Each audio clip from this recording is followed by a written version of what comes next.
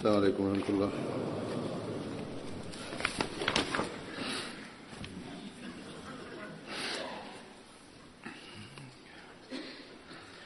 أشهد أن لا إله إلا الله وحده لا شريك له وأشهد أن محمدا عبده ورسوله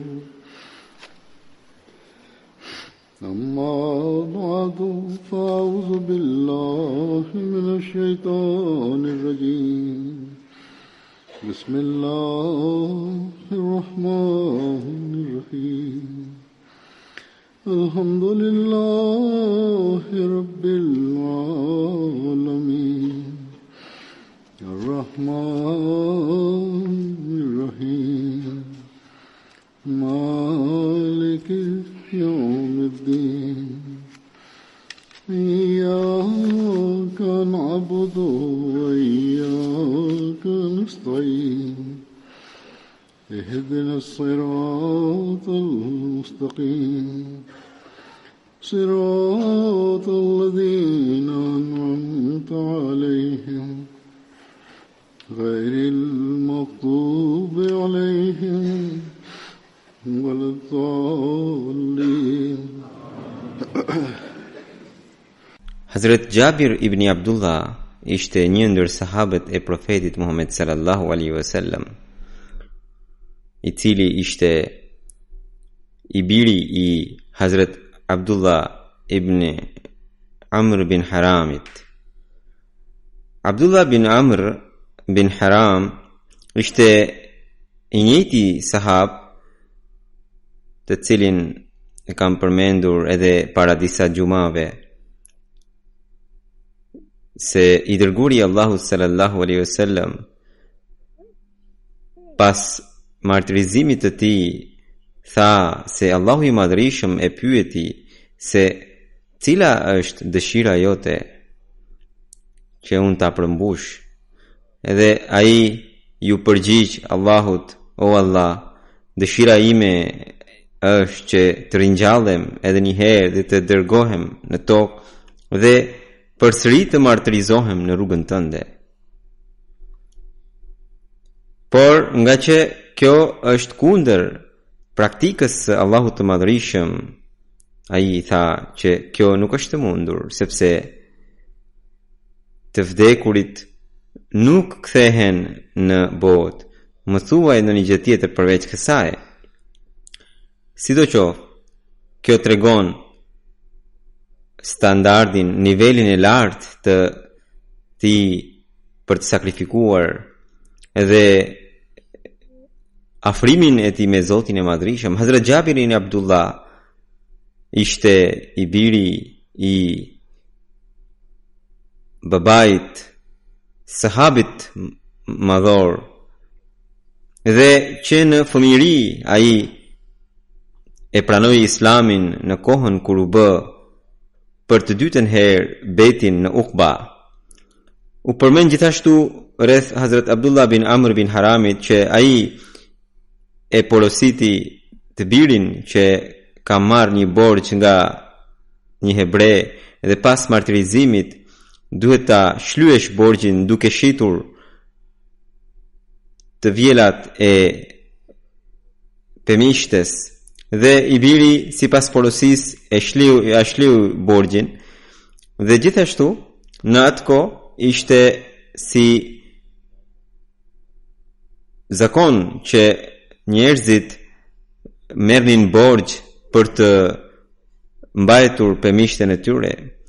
Edhe Hazrat Jabiri për të mbajtur, për të përmbushur shpenzimet e tij, merrte borxh, dhe përmendet një ngjarje e hollësishme se si ai e pyeti një hebreun në kohën kur do t'ia kthente, pra kur kishte ardhur koha për t'ia kthyer borxhin, dhe tha që nuk ka të vjelat edhe prandaj më liro, edhe pak afat më jep që të ta kthej borxhin. Por hebreu në fjalë nuk donte të jepte asnjë lëshim dhe në këtë shqetësim Hazrat Jabir ibn Abdullah shkoi tek i dërguari i Allahut sallallahu alaihi wasallam, ose i dërguari i Allahut sallallahu alaihi wasallam u informua për këtë problem. I dërguari i Allahut sallallahu alaihi wasallam ndërhyri dhe i tha hebreut të njëjtën gjë, mirë po hebreu përsëri nuk e pranoi. Se si i dërguari i Allahut sallallahu alaihi wasallam u përpoq që sahabi i tij të lirohej nga borxhi dhe si u lut për të dhe se si Allahu i Madhërisëm e ka bekuar, kjo gjë përmendet hollësisht në rrëfime të ndryshme. Këtu dua t'ju tregoj edhe këtë që disa thonë se Hazrat Abdullah bin Amr, do me thënë babai i Hazrat Jabirit, kjo ngjarje përmendet në lidhje me përmbushjen e borxhit të babait të tij, që ai e porositi përpara se të martirizohe të birin e vet. Sidoqoftë, në atë vit të vjelat ishin të pakta dhe borxhi nuk shlyhet dot. Dhe siç ju thash, çështja shkoi deri tek i dërguari Allahu sallallahu alaihi wasallam, por në Sahih Buhari përmendet që kjo ngjarje është e mëvonshme. Sido që të jetë, i dërguari Allahu sallallahu alaihi wasallam u tregua jashtëzakonisht i dhemshur ndaj sahabëve të tij dhe bëri edhe një lutje të veçantë dhe ne dëshmojmë një mrekulli në përmbushjen e lutjes së tij. Hazrat Jabir ibn Abdullah Rafan, që në Medinë jetonte një hebre, i cili më jepte borxh për të marrë sërish derisa vinin koha e të vjelave. Dhe toka ime ishte në tokën afër pusi që quhe Romana.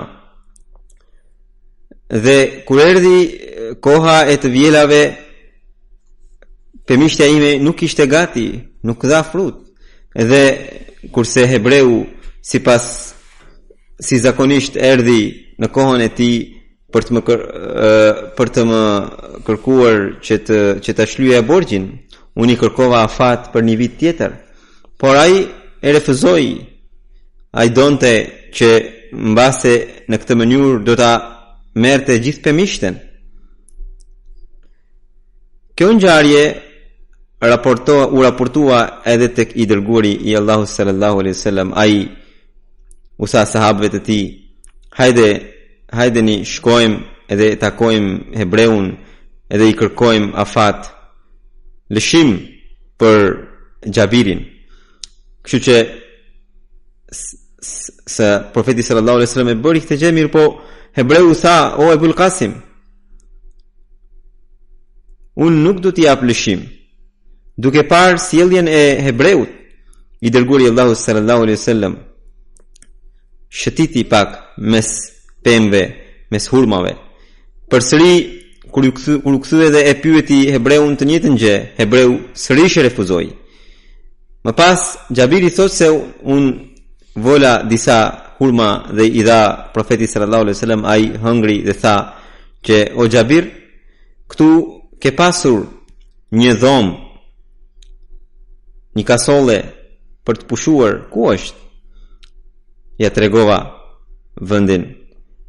Më tha: "Përgatit më një qilim aty që unë të pushoj pak." Jabiri thot: "E zbatova urdhrin." Profeti sallallahu alaihi wasallam pushoi, fjeti edhe kur zgjua. Jabiri thot se përsëri i solla disa hurma, një grusht hurmash. Profeti sallallahu alaihi wasallam hëngri dhe u qua edhe bisedoi përsëri me hebreun. Hebreu sërish refuzoi. Profeti sallallahu alaihi wasallam sërish shëtiti mes pemëve dhe më pas më tha: "Jabir, fillo të vjelat." Dhe ktheje borxhin. Xhabiri thot që unë fillova të vilja hurmat dhe profeti sallallahu alaihi wasallam aty qëndronte dhe unë pak nga pak grumbullova derisa pra hurmat derisa e ktheva gjithë borxhin hebreut. Atëherë i thash profetit sallallahu alaihi wasallam: "O profet, borxhi u shlye dhe mbeten këto pak hurma." Atëherë profeti sallallahu alaihi wasallam tha që dije se unë jam i dërguari i Zotit.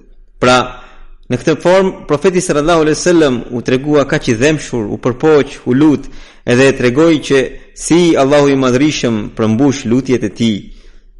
Kjo ngjarje nga njëra anë na tregon dhëmshurinë e profetit sallallahu alaihi wasallam ndaj sahabëve dhe nga ana tjetër tregon edhe përmbushjen e lutjeve të tij dhe gjithashtu na tregon shqetësimin e tij që sahabët e tij të mos mbeteshin me borxhe. Kështu që kjo është vetia e një besimtari të vërtet. Nga njëherë ne shikojmë në shoqërinë tonë që marrin borxh dhe më pas nuk merakosen. Dhe kur vjen koha për të kthyer borxh, bëjnë hile. Çështjet dërgohen deri në gjykat. Andaj edhe ne gjithnjë duhet ta kemi parasysh. Gjithnjë duhet ta kemi parasysh edhe porosinë e Muhamedit sallallahu alaihi wasallam që pasi të vini në bejtin tim, ai tha: "Duhet të përvetsoni shembujt e sahabëve të profetit sallallahu alaihi wasallam." Vetëm atëherë mund të ndërtohet ajo shoqëri shpirtërore dhe e këndshme që do të ndërtohe pas ardhjes së Imam Mehdiu dhe Mesiu të premtuar.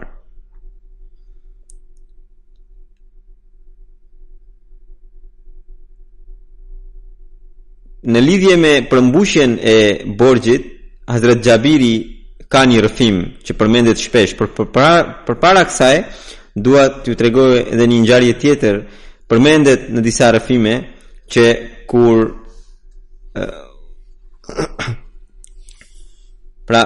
borxhi u shlye, erdhi Hazrat Omeri radhiyallahu anhu dhe i dërguari Allahu sallallahu alaihi wasallam i tha Hazrat Omerit: "Pyete se çfarë ndodhi." Ai tha se nuk kam nevojë të pyes, sepse kur ju keni bërë shëtitje për herë të parë në këtë pemishte, u binda që hebreu do ta marr, pra borxhi do të shluhe. E kur keni bërë shëtitje për herë të dytë, atëherë unë u binda plotësisht që kjo çështje tashmë është kryer. Dhe siç u thash që Hazrat Xhabiri ka një rrëfim në lidhje me përmbushjen në shlyerjen e borxhit, thot një sahab ka pasur 2 dinar borxh dhe ai vdiq. Dhe për këtë i dërguari Allahu sallallahu alaihi wasallam refuzoi ta falte xhenazën e tij. Sahabi tjetër dha garanci që ai do ta paguante borxhin e tij. Atëherë profeti sallallahu alaihi wasallam e fali xhenazën dhe të nesërmën sahab e pyeti sahabin që kishte marr garanci, pra që kishte dhënë garanci, që a e ke shlyer borxhin apo jo. Pra kjo është rëndësia e shlyerjes së borxhit. Kaq shumë njeriu duhet të shqetësohet. Por ka edhe një rrëfim tjetër nga Hazrat Xhabiri që i dërguari Allahu sallallahu alaihi wasallam tha që nëse një besimtar lë pasuri, ajo shpërndahet në të afërmit e tij. Dhe nëse dikush lë borxh dhe lë edhe pasuri dhe ajo pasuri nuk mund ta shlyejë dot borxhin dhe lë edhe fëmijë jetim të pastre, dhe atëherë shteti duhet të kujdeset për shlyerjen, edhe për shlyerjen e borxhit të tij, edhe për kujdesin ndaj jetimëve të tij.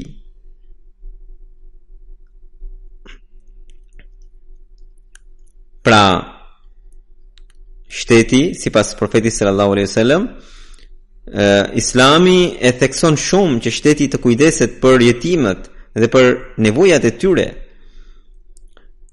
Duket sikur këto dy rrëfime janë të kohrave të ndryshme. Në një kohë profeti sallallahu alaihi wasallam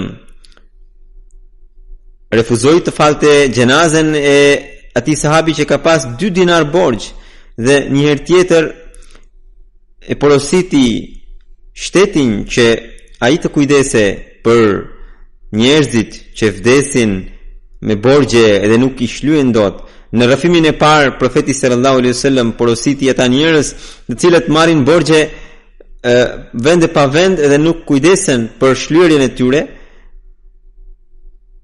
dhe u tregoi se cila është pasoja, dhe në kohën tjetër ai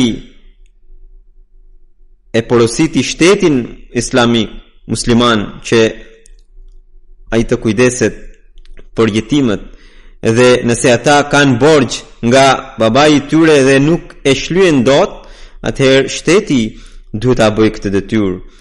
Ky është mësim që profeti sallallahu alaihi wasallam ka dhënë një shteti musliman.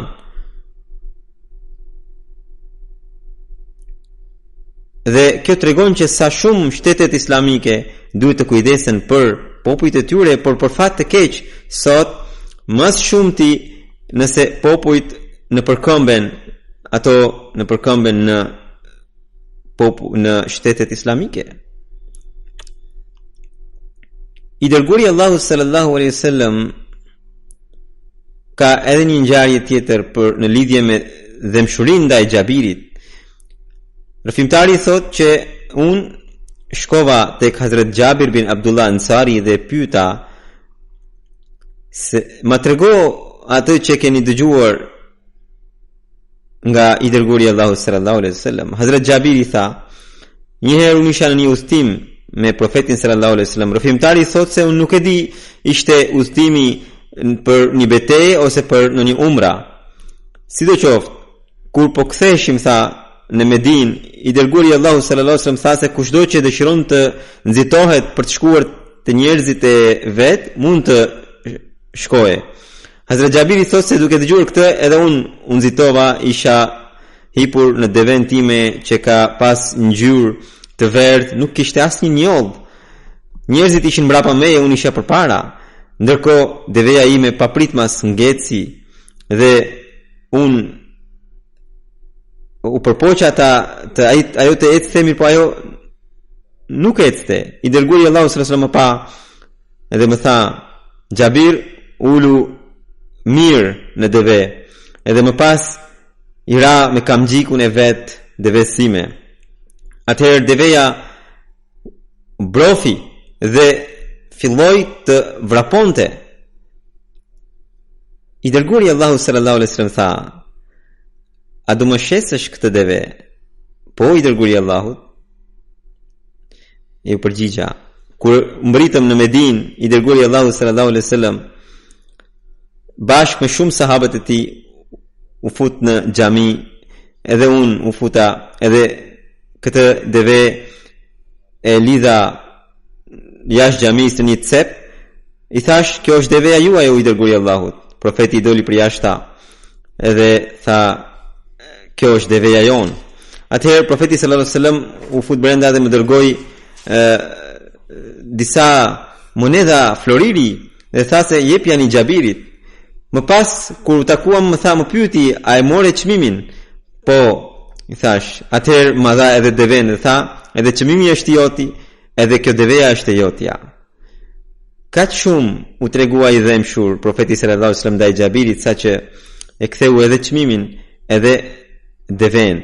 Ndoshta mund të jetë edhe një arsye, sepse përmendet në një rrëfim që kjo deve, kjo familje përdorte këtë deve për të mbartë ujin, dhe familjarët pyetën se si do të mbushim ujin, si do të marrim ujin.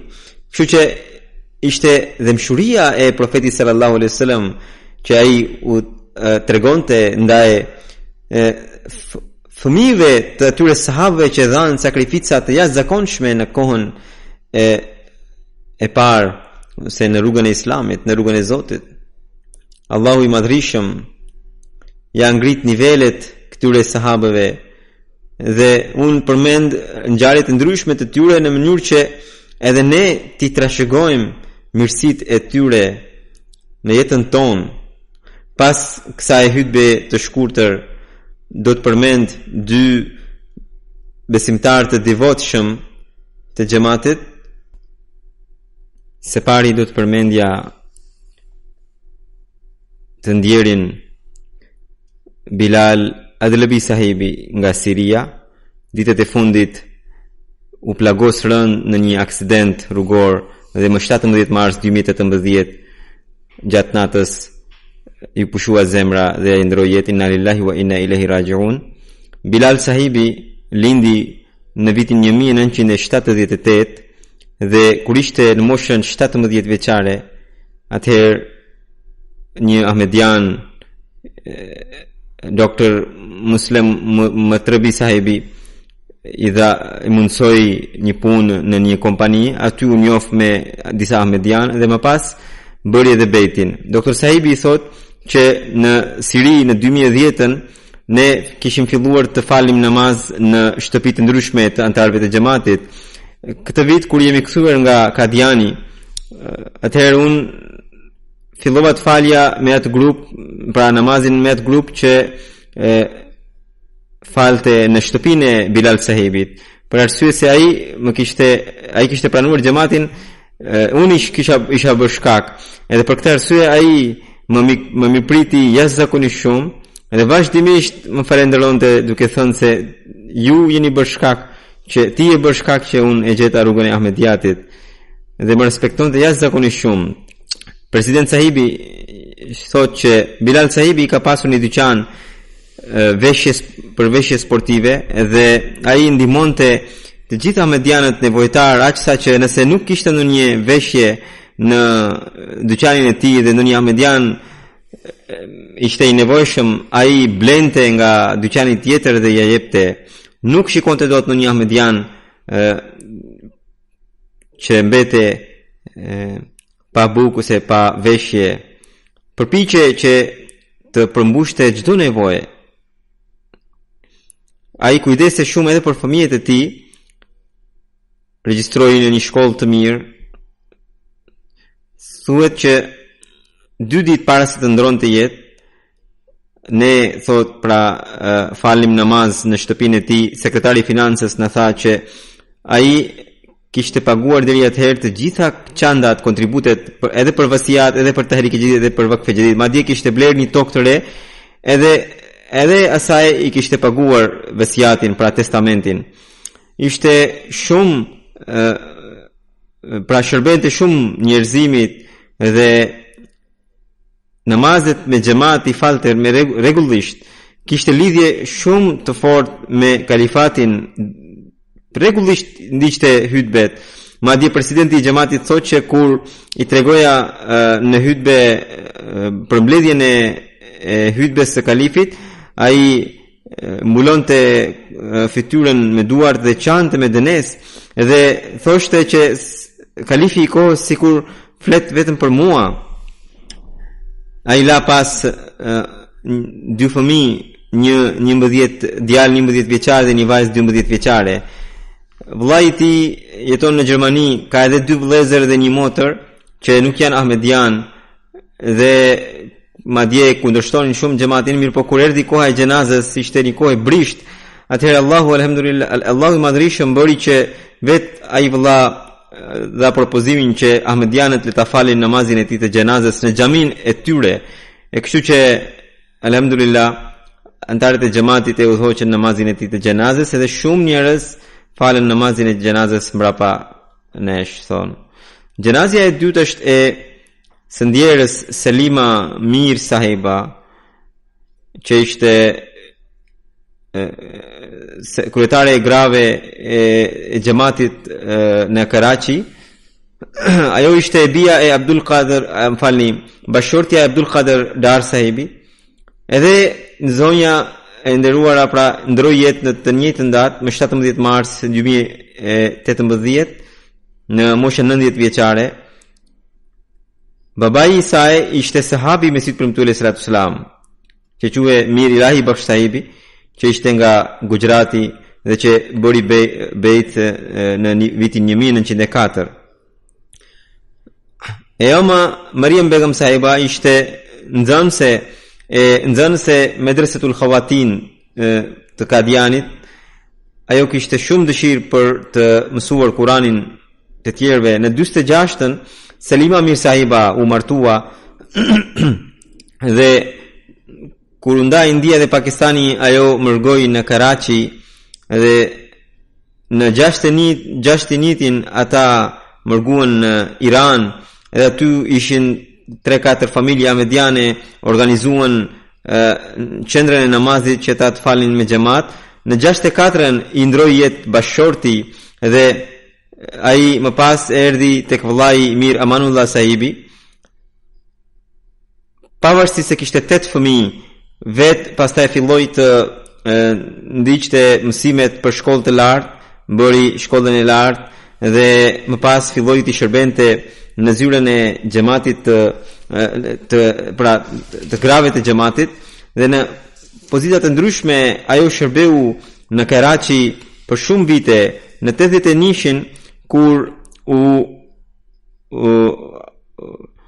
u vendos këshilli i grave, Hazrat Kalifi i tretë atë caktoi kryetarin e parë. Ajo thotë që kur Hazrat Kalifi i tretë kur më caktoi në këtë detyrë, gjendja ime ishte befasuese. Unë isha shumë e shqetësuar. Nga njëra anë shikoja që duhet t'i bindesha urdhrit të kalifit të kohës, nga ana tjetër shikoja dobësinë time dhe thotë që rash në sejdë, qaja me lot, fillova punën, të thirrja shpesh mbledhjen e këshillit dhe gjithve së pari u lash një porosi që bindja ndaj sistemit të xhamatit dhe të ruheshin nga të bënin akuza të kota. Disa njerëz, sidomos gratë, bëjnë akuza të kota ndaj sistemit të xhamatit. Dhe ajo mori hapin që njerëzit e xhamatit të mos e bënin këtë gjë, madje të përqendroheshin në istighfar. Hazrat Kalifi të tretë vazhdimisht i shkruante letër. Thotë që me bekimin e Zotit, Allahu e përmirësoi xhamatin e Karachit dhe ky xhamat filloi të përparonte. Nga 61 ajo filloi të bënte shërbente në Lejna në Iran dhe më pas nga 86 kur Lejna, pra gratë ahmediane të Karachit, u lidhen me zyrën qendrore të grave të atëherë Hazrat Kalifi i 4, atë caktoi si kryetare e grave të xhamatit në Karachi. Nga 86 deri në 97 ajo qëndroi në këtë detyrë dhe gjatë kësaj periudhe 60 libra dhe 2 revista u botuan dhe Hazrat Kalifi i 4 shprehu falënderim dhe në letrën e tij duke i drejtuar asaj tha që un lutem nga zemra për ju, Zoti ju shtoft jetën dhe gjithë shërbyeseve të tjera u dhënë mundësi që të punonin si ju. Hazrat Kalifi i 3, Hazrat Kalifi i 4 gjithashtu shumë herë përmendi shërbimet e saj të vyera. Në një prej letrave të Hazrat Kalifi të 4, ai thotë që mua më mbriti raporti i Lejnas së Karachit, unë çmoj shumë punën tuaj dhe gjithnjë lutem për mirësi për ju dhe shpresoj që Zoti të më na kthej ditët e lumtura të Pakistanit. Salima Sahiba në moshën 36 vjeçare kishte mbetur e ve dhe vajza e saj thotë që asnjëherë nuk kemi dëgjuar në një fjalë ankuese, mos durimi, mos më njohej se nga goja e saj gjithnjë e falenderonte Zotin dhe ishte shumë e vendosur. Edhe këtë gjë donte ta shikonte edhe tek fëmijët. Një vajzë e saj thotë që musumur bashorti, edhe bashorti im kishte kohën e fundit, edhe nëna ishte tek unë dhe gjëja e parë që më dha mua ishin melfuzat, pra fjalimet e Hazrat Mesiut të premtuar alayhi salatu selam. Dhe më tha mua, edhe unë kur më ndroi jetë im shoq, pra babai jot, vendosa të dorëzoja gjithçka Zotit të Madhrishëm, edhe fillova studimet të fjalëve të Mesiut premtuar alayhi salatu selam.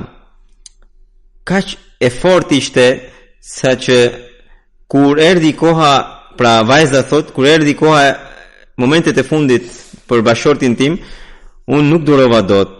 Edhe bërtita më dëgjoi nëna dhe unë isha në shumë dhimbje. Dhe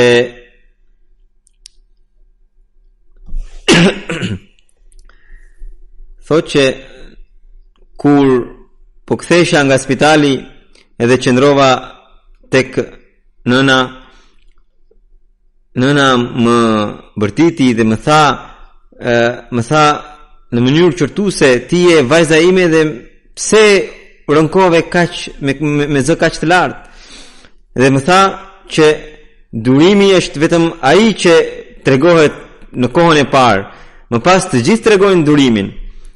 Zoti ta dha bashortin dhe ai ta mori. Ti duhet të jesh e kënaqur nga pëlqimi i Zotit. Ajo ishte kaq e duruar sa që pas 4 vajzave kishte lindur një djalë. Edhe ai djalë ndroi jetë shumë shpejt. Edhe ajo përsëri ishte falendëruese ndaj Zotit, duke thënë se ishte amaneti i Zotit dhe ai e mori.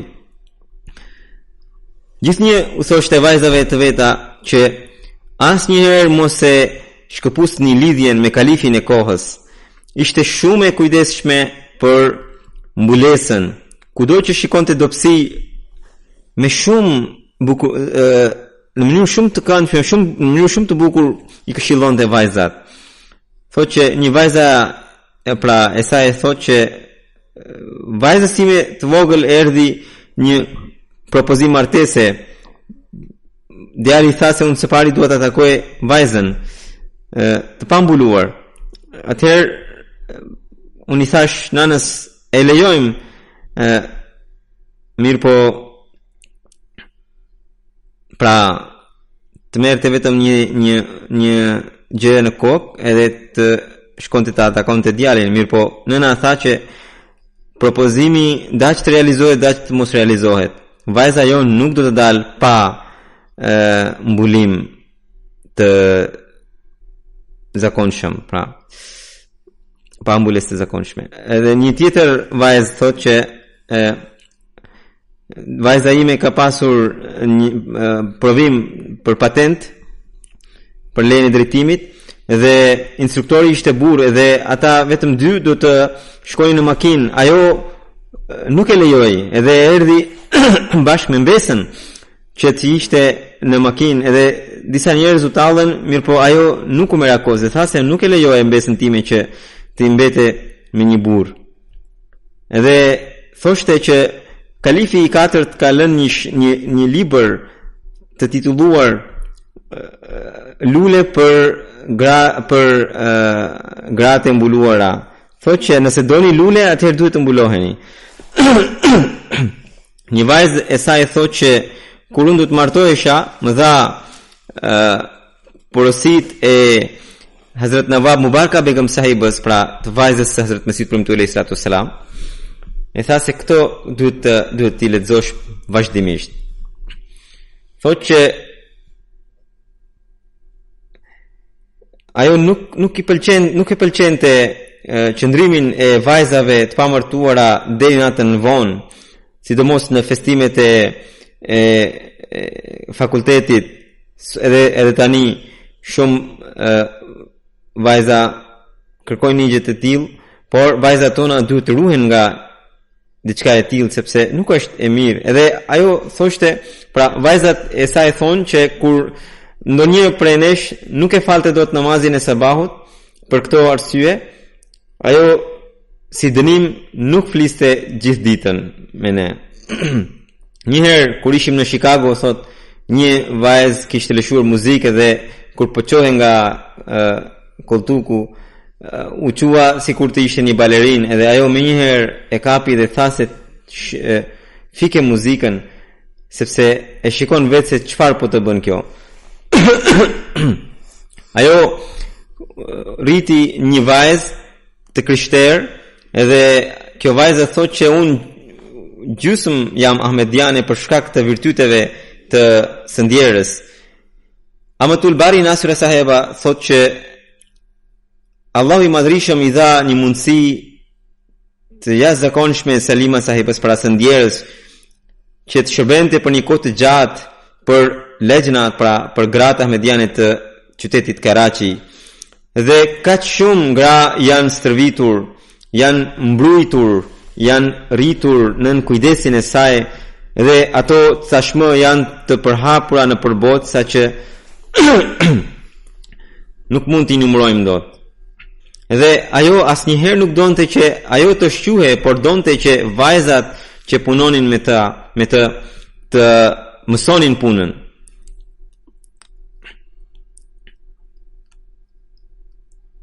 Ajo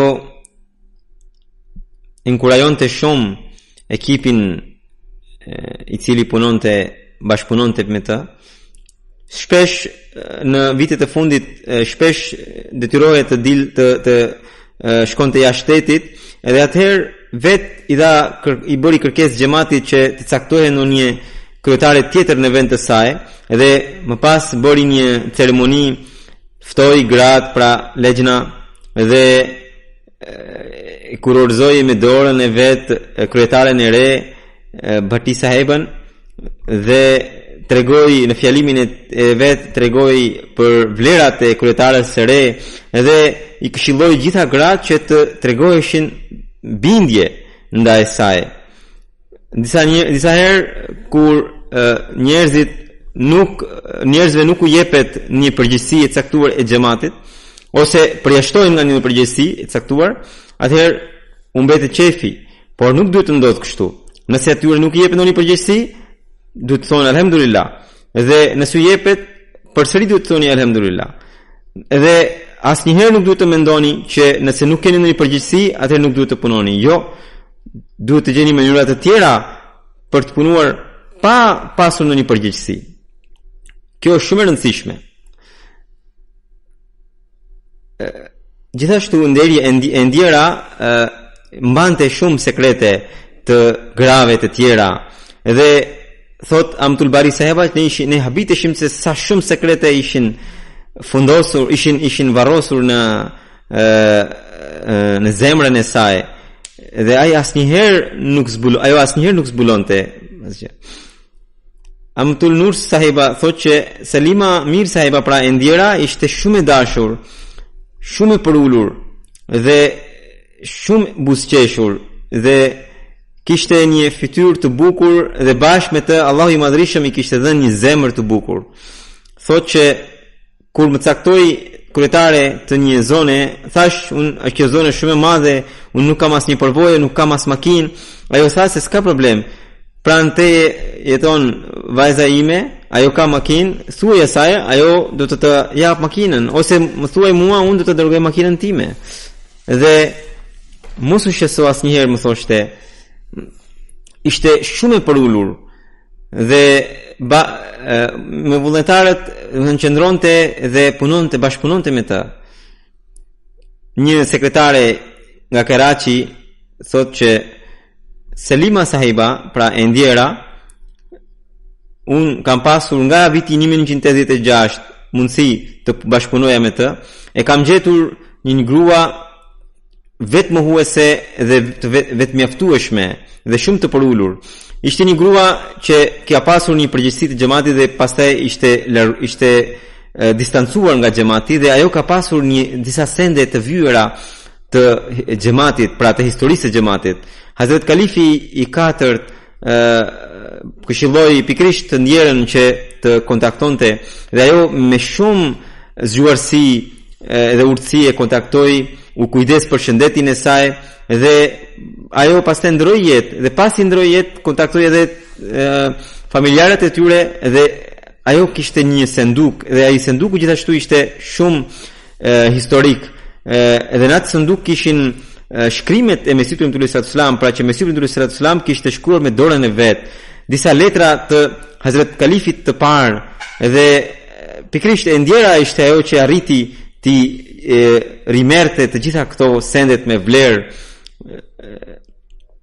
Çdo kush që më ka shkruar rreth saj tha që ishte shumë dinjetoze, shumë e duruar, ishte shembulli i virtyteve të larta, kishte lidhje shumë besnikërie me kalifatin. Gjithnjë na këshillonte për mirësitë dhe ajo vetë qëndronte në mirësi. Të gjitha vajzat i këshillonte, jo vetëm të tjerat, por edhe vajzat e veta, edhe ishte shembull edhe për mbështetjen ndaj Allahut të Madhrishëm.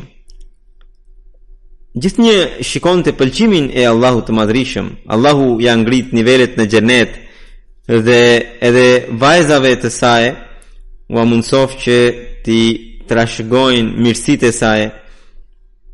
Pas namazit do të udhëheq këto dy gjenaze ghaib.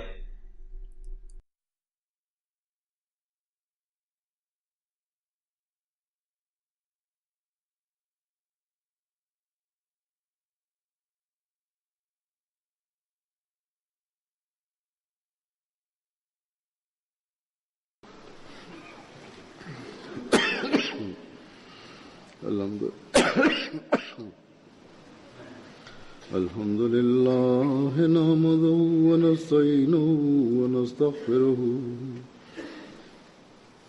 ونؤمن به ونتوكل عليه ونعوذ بالله من شرور أنفسنا ومن سيئات أعمالنا من يهده الله فلا مضل له ومن يضلل فلا هادي له ونشهد أن لا إله إلا الله ونشهد أن محمدا عبده ورسوله عباد الله رحمكم الله إن الله يأمر بالعدل والإحسان وإيتاء ذي القربى وينهى عن الفحشاء والمنكر والبغي يعظكم لعلكم تذكرون اذكروا الله يذكركم وادعوه يستجب لكم ولذكر الله أكبر.